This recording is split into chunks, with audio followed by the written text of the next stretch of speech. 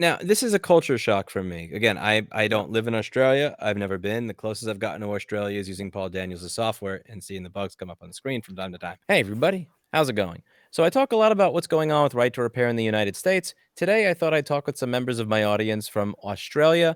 There are people that watch this channel other than Paul Daniels in Australia, and I would like to introduce them today. They are working on right to repair in the land down under. So say hi to Adrian and Jim. Thank you so much for taking the time today. Can you two just introduce yourselves before we get started with the conversation?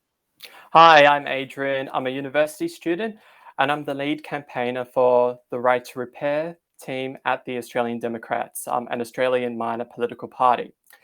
And I'm here today because I want to spread the word that there is a political party in Australia fighting for right to repair, but we really need your help. And we need the help of our fellow Australians to accomplish our goal. Jim? Yep, I'm medically retired from a Australian federal government agency in the research side, and helping out on the right to repair in Australia and assisting Adrian where I can. Okay, so just to help me understand a little bit of what's going on with, because most of my viewers are from America, just to clarify, the Australian Democrats has nothing to do with the American Democrat Party. Because I Nothing at all. Yep. Nothing at all. Different, So separate. in America, I don't follow Australian politics. In America, you pretty much have two dominant parties. You have the Republican Party, which is split between your old school kind of Ronald Reagan conservative and people who support Trump, and then you have the Democrats, which is kind of corporate neoliberal types like Obama, and split who kind of duke it out with the more leftist wing of the party like Bernie or AOC. What does the Australian political landscape look like? And where does your party fit in? Because in America, you mostly have nonstop partisan bickering and fighting that leads to gridlock and very little actually getting done that helps the American people. What's it like in Australia? Because again, I don't follow Australian politics. Yeah. So in Australia, it is a bit better. We don't have total gridlock most of the time. We still have two major parties, and these two major parties are the Liberal Party. Don't get fooled by the name. It isn't liberal. It's pretty conservative. So they've also got a wing which is pretty Trumpian, and they've also got a more moderate wing, but it's becoming more and more and more Trumpian and conservative by the day. On the other hand, we've got the Labor Party, which is essentially what you described from the Democratic Party. They do have a variety of factions. They've got a socialist faction, and then they've also got the economically neoliberal faction as well. However, in Australia, our two major parties never split on issues. They always vote on the same line. However, the Australian political system is different in the fact that we've got a Senate that works differently. So we've got minor parties in the Senate. So none of the major parties have total control. What that means is for each major party to pass legislation, they need to work with the minor parties in the Senate. And the great thing about that is when you've got good minor parties in the Senate, you can pass through great legislation that's good for the environment, good for social justice, and just good for everyone. The really messed up thing is when you have minor parties that don't care about the people, that are also run by small interests, that are a tad far right, that kind of derails discussion in Australia. So the Australian Democrats are a party of the centre. We welcome anyone from left to right, and we really have a focus on evidence-based policy. And what I mean by that is we don't really care about ideology, we care about the facts, and we care about what really works for all Australians.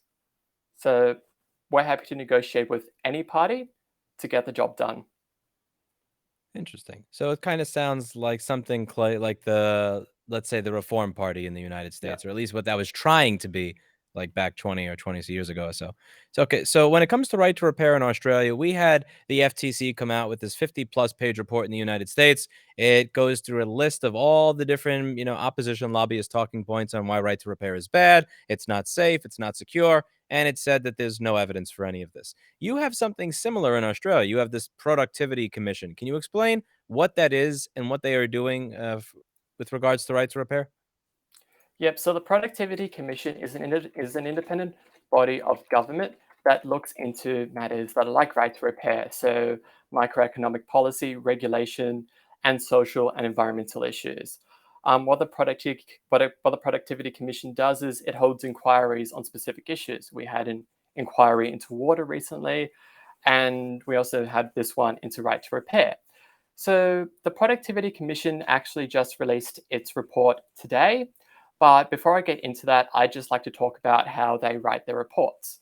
So it's the same process with the FTC in the United States. You have both sides, pro-right to repair people like ourselves, and the anti-right to repair big lobbyists. So both sides testified, gave evidence, and both sides made submissions. And what happened was the Productivity Commission finalized a report which had recommendations which they sent to government. Some of those recommendations were absolutely fantastic. So they were asking for an exception to copyright law for schematics, so which could potentially have ramifications for people who need schematics in Australia, but just don't want to get sued by big companies. Paul Daniels. Yeah, Paul Daniels. We don't want Paul Daniels to get sued. Okay. They take his cats away. Exactly. They'll take his cats away and that would be horrible. But yeah, so the great thing is a lot of the recommendations which they made were positive. There were a few areas where they were like, we found no evidence of planned obsolescence, which kind of sucks. But at the same time, you get what you get. So from the recommendations which were proposed to government, we're pretty satisfied with them. However, the issue is that the government doesn't have to take on any of these recommendations. So we've had previous inquiries where the government gets a page, let's say 100 recommendations, and they only take on 2.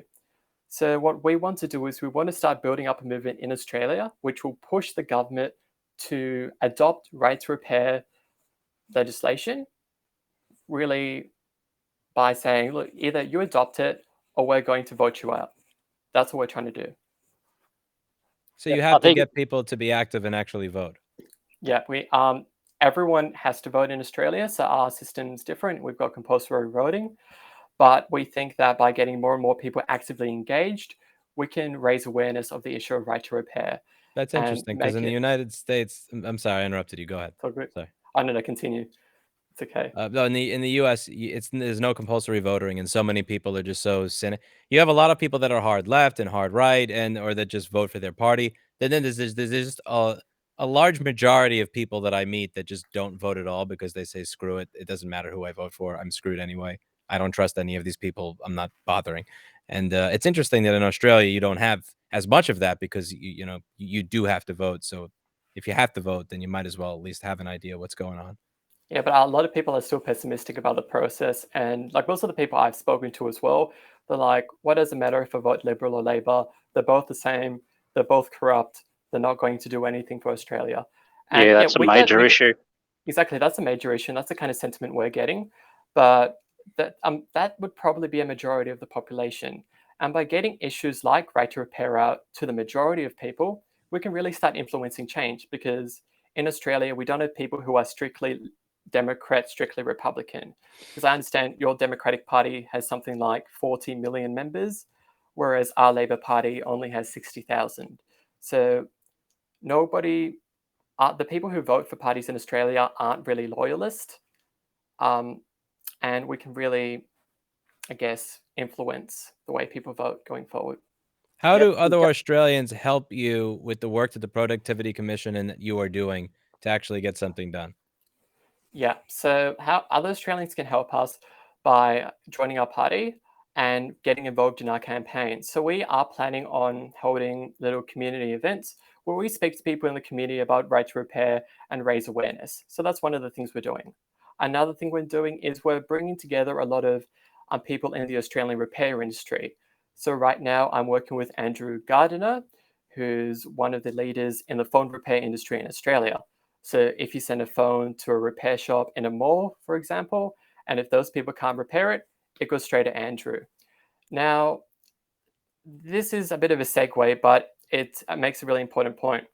The Australian repair industry employs thousands, tens of thousands of Australians, but anti-repair practices really threaten those jobs. So recently, Andrew, who unfortunately couldn't make the meeting today, had to deal with the iPhone 13 screen repair issue. So he wasn't really able to repair any iPhone 13s because the camera and Face ID wouldn't be functional if you replace the screen. So we're really trying to do as much as we can to get the message out, to get people actively engaged, and I guess send a message to people in government as well that people do care about this issue, that this issue isn't just something you can throw away. It's something that needs to be dealt with, and it's something that needs to be dealt with now. Yeah, I think one point in all of that from the mention of the Productivity Commission is that in their annual report that just came out recently, it said that they had more public feedback on the right to repair side of things than any other of their inquiries in that recent years. And that sends a very strong message to government as well. So one of the things you said here is that public pressure is good because it incentivizes them to actually do something. What is public pressure? Because like, where is it applied? How does your normal, average, everyday citizen apply public pressure here? Who do they contact? What do they say? What bill do they support? What do they do? Of course, so there are a few ways to, I guess, really put public pressure on politicians. However, in Australia, which is a whole other factor, we have to be very careful with what we say on social media because we've got horrendous defamation laws. So what we recommend, I guess, writing to your local member, so your local MP, telling them that you're interested in right to repair. Because if a minister is in a marginal seat is a seat that could swing by 1 to 2%. And if they start getting dozens or hundreds of emails saying, I care about right to repair, they'll start worrying and they'll start taking notice of the issue. So that's one way to do it. Another way to do it is get involved in politics yourself. I know politics seems like it absolutely sucks. I had a very, very cynical view of it as well. But the only way you can really influence change in Australia is if you get involved. So that's why we're here. We've seen a lot of members join recently who are passionate about right to repair, and we're helping them campaign in their local communities. We're helping people run as candidates as well, because if you have people running as candidates and if you have a political party supporting right to repair, and if that political party starts doing well, what that does is it makes the other parties feel like, oh shit, we've really got to get involved. Maybe we should take up this issue so we don't lose power. So we're really trying to get it out there. And So, again, yep. Sorry, go ahead. Another one is the community-based groups, as far as like Mended Australia, who are been fantastic in their support of right to repair and also presented at the Productivity Commission. And they're very active in the social media and the hands-on of repair, and people are, I guess, getting introduced to the whole concept through them, and ultimately leading back to potential of joining the party to support it. So tell me a bit about what your platform is for right to repair. Yeah, so we've got about 8 key points to our platform for right to repair. The first point is we want to strengthen competition and consumer laws. So we want to tackle the anti-competitive practices embedded in software that prevent independent repairers like yourself and consumers from repairing their devices. We will do this by getting legislation that allows independent repairers to access the tools, components, and manuals they need to conduct repairs, including chips, batteries, screens, and board views. And this is actually practical, as a lot of these components are supplied by third parties who are even in Australia, but can't supply those components to third parties due to contractual obligations. We also want to close loopholes in intellectual property clauses to prevent frivolous legal action. For instance, let's say Paul Daniels, great Aussie right to repair hero, let's say he wants to get a board view or a schematic. And let's say, unfortunately, a big company like Apple decides to sue him for it. Repairers shouldn't be sued for accessing board views. We believe board views should be publicly accessible because board views are just, I guess, it's like a recipe of what you need to do. It's a schematic. It shouldn't be private. It's not secret because you can measure it. We also believe that we should end software. We will also fight to end software locks by manufacturers. This is because we want repairers to install fully compatible components. So, for instance, if somebody puts a chip or software in a battery that somehow rejects batteries which are totally compatible for working with that device, we want to end that because software locks are just not great. We also support the right to know as well. So we want to strengthen the ACCC, which is like our FTC, so it can better inform consumers of their rights to repair. Because at the moment, when people go to the Apple Store, they don't actually understand that they've got something called a consumer guarantee. So in Australia, the consumer guarantee it's like a warranty, but it lasts longer than the warranty. So let's say if my MacBook breaks down after 3 years and the warranty only lasts for 2 years, what we want to do is we want to make sure that Australians know that they have the option to still get the MacBook repaired free of charge from the manufacturer after the warranty has expired on the basis of the consumer guarantee. And we also want to strengthen penalties for manufacturers that mislead consumers about their rights. So some manufacturers say, okay, you have to repair it through us. You have to do this, you have to do that. We want to make sure that manufacturers are honest and straight with consumers. On that, the Productivity Commission touched on it in terms of third-party repair and having subsequent warranty rejected by the manufacturers here, such as Apple or so on, and people not being aware of it, or of their rights, I should say.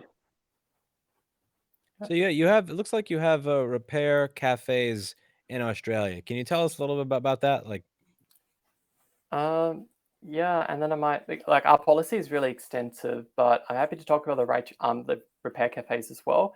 So the repair cafes are like local community repair shops. So not repair shops, but repair spaces. So we might have like a little community repair event at a town hall, for example, where people bring along the broken devices. So for instance, if you've got a broken toaster, if you've got a broken microwave, maybe not a microwave, but if you've got a broken device, you can take it to this little repair cafe, and a repair cafe will have other people in the community who know how to repair items and who teach other people how to repair common consumer goods. So if you take an item to a repair cafe, you can learn how to repair it yourself. So it's a really good community measure because it educates people about the repair options, and it also helps people repair stuff that could be easily repaired, which they would have otherwise thrown away. And again, it's at a community level as well. And from our perspective, we want to help these community groups by providing grants to local councils to assist in establishing more of these community-based repair organizations. And we also want to educate the public about the repair options and conduct more repair-friendly events. If anyone would like more information on community repair, I would really recommend looking up Mend It Australia. They're on Instagram and they're on Facebook, and they do some amazing work with community repair in Australia. so the way people are going to get involved in this is by speaking with their politicians, going to these local repair cafes, and like how can people get more involved with your particular party if they're kind of fed up with, you know, Party A or Party B, like what we have in the United States? Yeah, of course. So we're unique in that, like I've stated before, we don't accept donations from major lobbying groups, but we also accept everyone, regardless. If you're left or right, we don't care. That's fine. But rather, what we have is we have a campaign, which is our Right to Repair campaign, and it's a team made up of people like Jim, Mended Australia, and myself. And what we do is we help write policy, help write platforms, which we can take to the next election. So that's something that we can take to the next election and say, hey, look, if we were to get elected, this is what we'll try to get passed in Parliament. So that's the first thing we do. The first thing is you can help, I guess, contribute to the future of policy writing for Right to Repair in Australia by joining our party. The second point is that to actually get into Parliament and to actually make a change from our end, we need people on the ground raising awareness of the party and the issue. So if people join the party, we'll help give you resources to share, I guess, share Right to Repair, inform people about what Right to Repair is and what Right to Repair stands for, and really get that into the community. So that's the second thing we want to do, get people into the community, telling people about Right to Repair. The third thing is, as a political party, like I've stated before, we can put a lot of pressure on the major parties to enact legislative change. Because if we're a third party and if we start polling around 10 to 15% by running on right to repair and other issues, those parties actually take more of an interest into these issues. So if we do well, the major parties like Liberal and Labour will be more incentivized to listen to the people and to make right to repair a part of their platforms as well, or push forward with right to repair legislation as opposed to listening to their donors who give them something like $800,000. Or so yeah, we want. It's also about putting pressure on people, on the major parties, to enact change as well. Can you tell me a little bit more about some of what's been going on with the suppression of opposition of political parties, dissidents, or comedians in Australia? Yeah. Yeah. So I don't follow this much, but I hear about it from time to time, and so this is a separate issue which is extremely serious. It's not connected to right to repair, but it's something that we really strongly stand for, and it's something that's scary. So recently in Australia, the government's passed, I was proposing a lot of scary reform. So recently in my state, New South Wales, we had a comedian by the name of Friendly Jordies who got sued by our deputy premier. I'm not really going to go into the details of that, but he got sued for, I guess, being a comedian. He did make fun of the premier as well, but the fact that a premier or deputy premier can take legal action against someone like a comedian, it sounds a like some Winnie political the Pooh dissident, shit. yeah, that's yeah. Like I know it's like yeah, it is Winnie. It's like China, and it's like not just that, but they've taken it to the point where it's gone too far. So now they're proposing legislation where they want everyone in Australia to supply their license to Facebook, Instagram, and Twitter. Because our politicians were very unhappy with the stuff people were saying about them on Twitter. Our I deputy prime imagine. minister, our deputy prime minister was absolutely furious. He I'm went on unhappy with what national people TV. say about me on Twitter. Exactly. But the issue is we've got politicians who are a bit trigger happy in Australia. Our deputy prime minister and prime minister have been very adamant about we will crack down on these online trolls, we will come after you, and we will make social media pay. And on the surface, that seems fantastic. We'll be coming after social media giants who are allowing bullying. Isn't that fantastic? But at the same time, Australians shouldn't have to give the license to Zuckerberg. Australians shouldn't have to give the license to Twitter, and Australians shouldn't have to identify themselves to give away all this personal information to use a common internet service. Furthermore, Australian politicians shouldn't be able to sue virtually everyone who says a little bad thing about them. Because I understand sometimes people say stuff which is a bit vulgar about politicians. And they Um, should. and they should, And they exactly. should. And they have a right to, because, there's been plenty of vulgar stuff which has been said about our party, but we're not going around suing everyone. And another issue about it is the current government is really representing it as a thing of, we're empowering common Australians to, take legal action so they can find people who are trolling them on social media. The issue with that is taking out legal action is extremely expensive. So the only people which would be able to benefit from this legislation are people who are millionaires who can take out lawyers for thousands of dollars, people who are in politics who have the resources to silence people, and the common Australian won't be able to. But it's this kind of knee-jerk reactionary politics which is extremely detrimental for our country, but it's also detrimental for the rest of the world.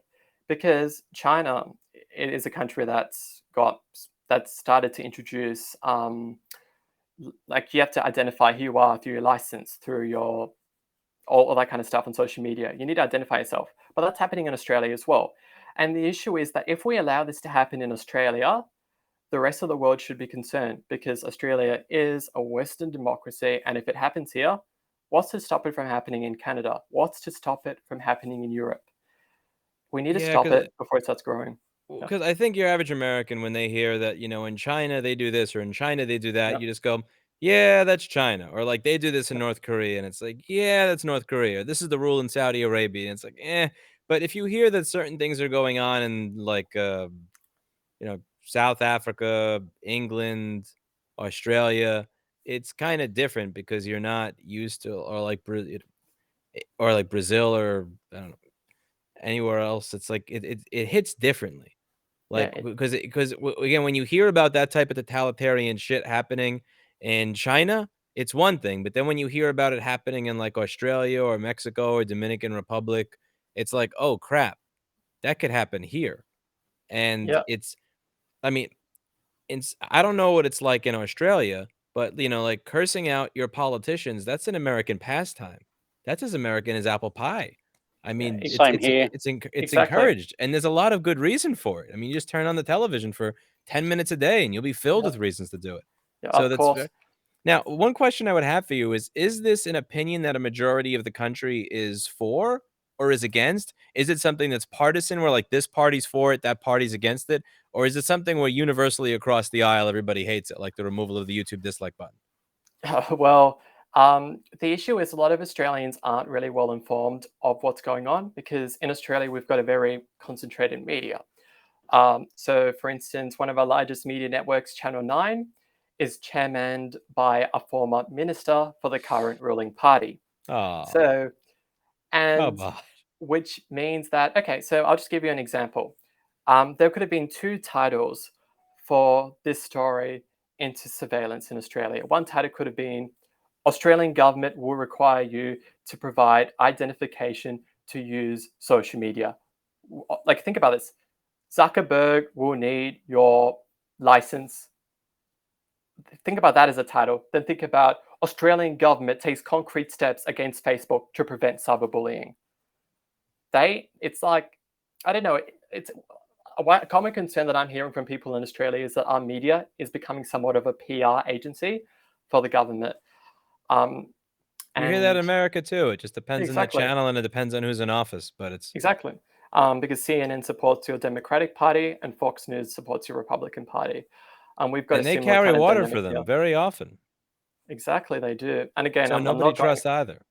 exactly. Yeah. I'm not coming out attacking journalists because I love journalists. I hope they don't come out against us, but it is something that's pretty concerning, and that's the media landscape in Australia. But at the same time, one of the other things which is extremely concerning is we had a case in Australia where there was a young boy who was an employee of this YouTuber, Friendly Geordies, by the name of Krista Langer. So Christo got arrested by the counter-terrorism force for going up to a politician and saying something, right? So imagine if you were to go up to, I don't know, Kevin W McCarthy and say, "You're an idiot." What did he This guy, say? 'Cause counterterrorism task force, when you tell me that, I'm like, "Okay, that's plausible." He walked up to him and said, "I'm gonna fucking shoot you. I'm gonna kill you and your yep, family. You're dead. I'm gonna chop your nuts off," or something. Like, what did he say? Do we know have that knowledge? yep, yep. So it's actually recorded on video. You can look it up. It's on Friendly Geordie's YouTube channel. But it's more about what he did. So he was coming towards a limousine, and he was waving a piece of paper, and this piece of paper was some sort of legal document. Because at that same time, this student, he's a student, was an employee of a YouTuber who was getting sued by this minister. So he wanted to give these legal documents to the minister when he had the chance. And this boy was approaching the limousine where this minister was and said, "Hey, look, here's something on the lines of, hey, look, here's the document, take it." Now, after that happened, um, the Fixated Persons Unit, which normally deals with counterterrorism, ISIS, far right extremists, got involved. And they went into his house. It's went into his house. I think knocked over his mother. Um, Took him straight to the police station. And right now, I believe there's actually an inquiry into it in our state parliament, looking into what happened there. And they found that processes weren't actually followed, and that somebody from the state government did do something. Again, I'm not exactly sure entirely what happened. I just want to make that clear so I don't get sued, so I don't go to jail. But so it looks like somebody from government did tip off somebody from the police to, which resulted in that arrest being made. And yeah, like I said, I think the arrest was deemed by a court recently to be illegal, but I'm not 100% sure on that topic. Interesting. Yeah. That's that's scary. Yeah, because think about it, like if you say something against a minister, you can either get sued or you can get arrested. That's Australia. That's freaky. Yeah. Yeah, I think the rise of YouTube and the options that gives as far as, I guess, free speech and as an alternative to the mainstream media might be seen by some as a bit of a threat.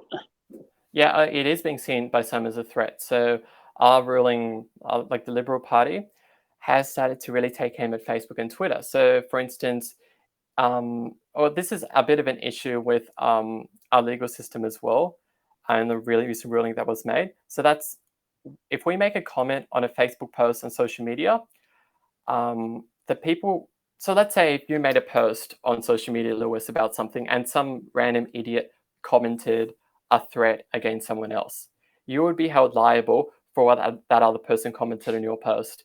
That's scary because the Australia. thing is, I'm gotten to the point where people will say, "Well, your comment section." Well, like they'll get to a point they disagree with what I said, but rather than engage in an argument, they'll like go and say, "This is the craziest comment." Like Oreo left this crazy ass comment on your video. You attracted that comment, therefore you're responsible and accountable for it. And one of the things I've always said is, okay, go over to CBS, ABC, and NBC News. Like when they report weird news stories and about interesting things that happen in New York, read the comments. Does NBC, Exactly. CBS, or ABC get held liable for that? Of course not, because when it's a large news network, they go, well, it's YouTube comments. There's all sorts of crazy people there. You can't hold them accountable. But then when it's me saying something, they'll say, Lewis, your comments are horrible. That's a reflection of you. And I think it's like, I mean, I'll joke and be like, what, you want to hold me accountable for what people say in a comment section when there's 1.69 million people here? That's insane. Yeah, but think about getting the idea of doing that in real life, that's crazy.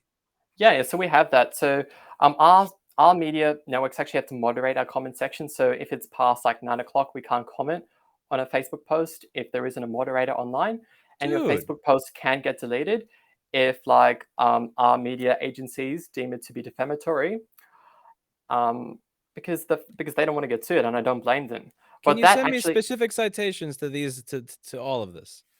Yeah, great. So if you actually go on, so I'm just going to log into Facebook right now, and I'm going to go on the Australian Broadcasting Corporation. I know, Oreo. Facebook this is page. ridiculous. Yeah. So if I go to comments, if you go to comments late at night, I was just going to jump in there and say, the ABC is probably equivalent to the PBS in the US. It's a very good and independent organization, but it's also facing a lot of attacks from our government, because when you have an independent news organization which calls the government out for their fluff, regardless of left or right, the government is obviously going to call them far left. If they're right wing, and if they're left wing, they're going to call them right. So our independent news is under attack in Australia as well. So yeah, but the ABC is government funded, so it is like PBS. Interesting. But, this is written. This isn't just like a rumor. This is you can't post on certain platforms after certain times. It was a legal verdict, so it wasn't really legislation or anything. It was a verdict made, which says that the verdict. I can't recall what court it was by. Sorry about this, but it might have been by the High Court, and the High Court ruled that the publishers of comments, like a publisher is like something like the ABC or Channel 9, on which are news networks, they're liable for what people say in the comment section. That's insane. That's actually insane. Yeah. So I mean, how do you have it? Like, I'm not even a news network. I'm a schmuck with a cat in a recliner, and I'll get 10,000, 20,000, 30,000 comments in a video. And like YouTube attracts lunatics. Like, no offense for you watching in the audience, but you if you're laughing, a lot of you probably are lunatics. I mean, let's be real. And like when you have a community of like 20 or 30 subscribers, the comments are normal. When you get to 10,000, they get a little weird. When you get to over 100,000, all bets are off. You get a lot of crazy shit. News networks have much larger viewership than I do. So you would be held once you're at the point of 10 million, 20 million, 50 million viewers, you are going to get lunatics. It's no way around it. So the idea that you can be held accountable for what people say is a way of stopping people from speaking altogether. I get 18,000 comments a day. That's what YouTube Analytics says. I can't go through 18,000 comments a day, and I can't spend more than 2 seconds on a comment, much less actually spend 5 or 10 or 20 minutes to try to really think to myself as to whether or not this should stay up. Fact checking 18,000 comments a day, it's impossible. So with that type of policy, the only solution in that case is to turn off the comment section. Is to and turn that's it what I off. do. That's It what I doesn't do at night. scale. So it's a way of keeping people from speaking. It's not a way of Yeah. if you can be held liable for what somebody else says, Mhm. not what you say, what somebody else says in response to something you said, you're stopping the original not only are you stopping the comment section, you're stopping the original person from speaking. So for instance, let's say that if I say I am against a vaccine being mandated because I think it will discourage people from getting it, but I am pro-vaccine and got it myself. There are people that will say, well, the first part of what you said is going to, quote, embolden crazy people. And then crazy people comment. And then it's A, I either turn off my comments, which means nobody can talk, or B, it's a form of bullying, which is saying that you're responsible for the craziest people in society if you express a more centrist or more mainstream opinion.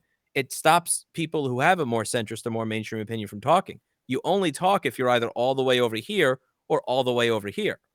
And again, whether, depends on which one is the one in power at that time. Of It's course. a way of keeping people who are a bit more tempered in their speech from actually speaking, because they're going to say, well, you're attracting people from over here by being here. You should be over here, or the other way around, which is if you're over here, then you should speak over here. Don't speak over here, because if you speak over here, you might actually attract some people from over here. It's a horribly Mm. manipulative and bullying way of shutting people up without Yeah. actually having the balls to say, shut up, I disagree with you. And I find it Exactly. disgusting. Exactly. But it was a legal verdict. So our parliament proposed, like I told you about those that social media reform where they want somebody to provide an ID. Because what the government wants to do is they can override that verdict by introducing legislation which says, okay, it's not the responsibility of news networks, but it is now the responsibility of Facebook and Instagram. And while that sounds fantastic, it's horrible because they want Facebook and Instagram, like I said, to tell them who every user is. So the real name, the personal details of every user on their platform, I and don't they want want Mark that to be Zuckerberg readily coming up. accessible for the government. I'm sorry for interrupting you. I'm just That's all like, good. Yeah. I'm so aggravated even listening to this. I Yeah. don't, not you, but just the Yeah. society. I don't want Mark Zuckerberg being the one that's responsible for figuring out and telling us what the truth is. I don't want Yeah. any of these fucks that run these companies being responsible for that. I mean, either, but the government's claiming that by putting the burden on social media, by putting like a legal burden. So let's say if somebody makes a really bad comment and Facebook can't hand over the personal details of that person, Facebook will be held permanently responsible. That's it. It's like I don't know. It's like they've sugarcoated it in a way that it seems good, but in reality, it's horrible because Facebook won't want to get sued by the government. So they will comply. And the only way that they can comply with this legislation is by forcing users to verify their identity by giving them the license or by giving them personal information, which people just don't want to share on social media. And the other issue is the legislation also enables people who are likely to be politicians to basically go around saying, okay, Mr. Happy Man 400 on Twitter said something negative about me. Okay, Twitter, give me this person's license, address, and I'll serve them a legal notice. That's what the government's trying to do. And it's Scary stuff. horrific. What It's is scary stuff. now? This is a culture shock for me. Again, I don't live in Australia. I've never been. The closest I've gotten to Australia is using Paul Daniels' software and seeing the bugs come up on the screen from time to time. What keeps people from just like rioting in the streets over the idea that that I can't insult a politician on social media, or like I can't comment in a comment section after a certain period of time? Because like Because if, when I say, "Can you provide me a citation?" It's not because I believe you're a liar, but it's very course, difficult for me to believe that that's actually true because it's yeah, insane. So, yeah, like, either the world is going insane or it's not true, and it's just like I'm actually happy to provide citations after the video, which you can put in the comment section or the description if that's good. Would you want that? Yeah, but you see where I'm coming from with this Yeah, no, I question. Like, absolutely agree. Yeah. why are people not walking outside of their house and like marching to their Senate building or their town hall and saying, "Yo, what are you guys doing? Stop." Yeah, I think it's maybe not a case of where people haven't really come to a realization yet, as Of what's going Adrian on. said, on those two levels sort of thing. Yeah. Yeah, because people in Australia, and like I don't blame them, they generally don't care about politics. They think everything's corrupt, which it is. I'll give that. But at the same time, they're not actually. And I don't blame people because people have got lives. This isn't like the front focus of their lives, but they don't see it happening as it keeps on going. And not just that, but I've just pulled up the Sydney Morning Herald. So the Sydney Morning Herald is a news website in Australia. And there is an article which I'll send to you on Discord now. It's an opinion piece, it's by a journalist, but it basically explains that this is starting to get traction. And it's saying that defamation isn't the biggest worry about social media. Because, for me, like for somebody like me, I'm dumbfounded. A lot of Australians who understand what's going on are dumbfounded. And we just see it as a power grab by politicians who don't want to let go. And these same politicians who are coming after comedians, who are suing refugee advocates, who are locking up political dissidents, who are also putting laws through that are like jailing people who speak out against corruption in the public sector or in the private sector, are the same people who claim that oh my God, I'm getting bullied on social media. This is so hard. We're going to fight for it. Honestly, that doesn't make sense. And the fact that this legislation doesn't make sense for its purpose is a concern in itself.